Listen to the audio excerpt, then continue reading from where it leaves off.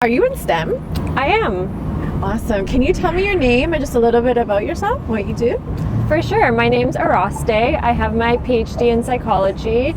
I left the academia route to go the more entrepreneurial route, and I'm happy to share more about my experience. Awesome. Can you tell me what safety means to you in the lab, workplace, or classroom environment? I think a lot of us think of safety as physical safety, but I consider it more psychological, where you're comfortable in a lab space or with your supervisor actually speaking up and maybe saying when something doesn't feel right to you or there's a boundary that was crossed, and there's an inclusive space where you can actually voice that concern. Yeah, awesome. And so what does accountability in STEM mean? I think accountability can come at different layers, but if there's an individual who did something, I think it should be at that level where the individual should be held accountable, but also the institution, because at the end of the day, a university is a business, and a lot of the times they need to be held accountable, no matter how rich or powerful they are, to send a message to other institutions and say that they've known what has happened is morally wrong. Yeah, that's a good point. What do you think prevents people from speaking out? What are some of the barriers to being an advocate?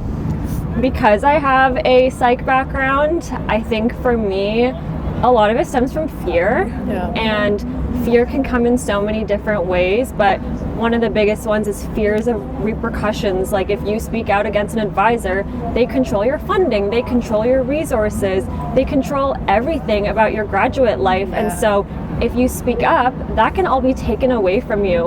And when you're in a position of vulnerability, you simply just want to bow your head down, not cross anyone, and just have that still be part of your success story. So unfortunately, a big barrier is fear and also power differences, which can also be like a vicious cycle.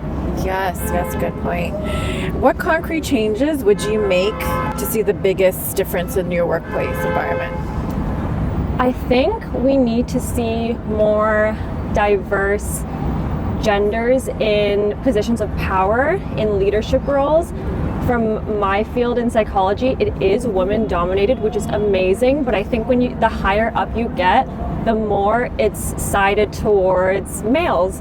And I think it would be great to signal to people in lower positions of power that you can actually make it to the top and you can impact policies, and you have somebody advocating for you that might have experienced what you're going through. So to see that representation at higher levels, I think is so key to make a difference. Yeah. So we've been talking about ending gender-based violence for years. What would you say are some of the key things that need to happen that haven't happened yet? I think it needs to be more action and less talk in different areas. So the biggest changes can be made in how an institution reacts to somebody calling something out. Are they going to say, okay, well, let's open a huge case that's going to take months and, kind of discourage somebody from speaking out again? So making it easier on the person who is speaking out at an institution level, but also in the micro moments where if you're in a lab setting or if you're in a discussion, calling somebody out then and there, so that other people see, oh, she has that value and she's actually speaking up for us. She's speaking against an injustice. So I think at the micro level, but also at the macro level, when those two work together, that's when change really happens. Yeah, okay. So this kind of leads into this point about what are some of the hardest conversations that you think institutions are shying away from? So some of the hardest conversations, I think, is that some of your most brilliant scientists, some of your most brilliant professors might actually be the ones that you need to reprimand. And that's a hard kind of pill to swallow, because these are the people who are bringing you the most funding, they're getting you the most citations and papers, and on paper they look amazing for your institution.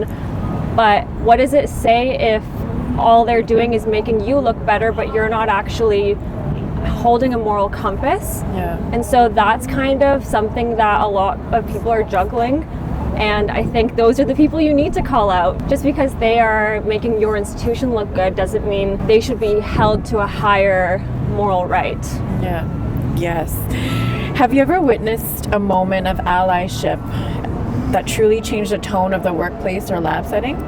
Yeah, so in my grad school experience, one thing I really loved was that they had women's support circles and monthly meetups. Wow. Where if there was something that you didn't feel safe bringing up to a male advisor, for example, then you could have that safe space and bring it up to other grad students or postdocs. Yeah. And just creating safe spaces where women come together and you feel safe enough to bring something up. For me, that was an amazing experience of allyship, because you don't know who else is going through something, and maybe you feel crazy, but actually you were right in thinking something was wrong. Yeah. So that was amazing, having that community feeling, and I think I would recommend so many different areas of STEM to create those communities and create those opportunities for people to speak up. Yeah, that was wonderful. What would the future look like without gender-based violence?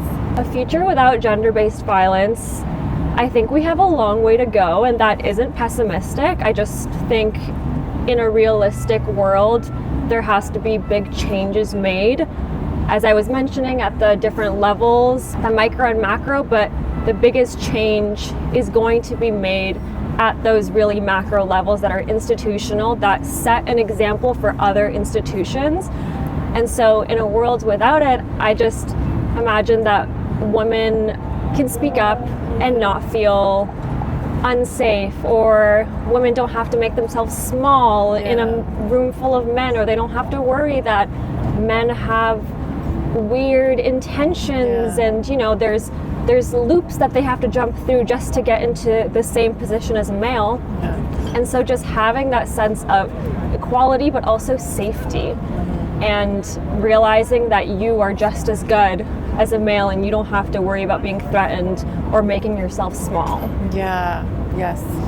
How do we stay in contact with you?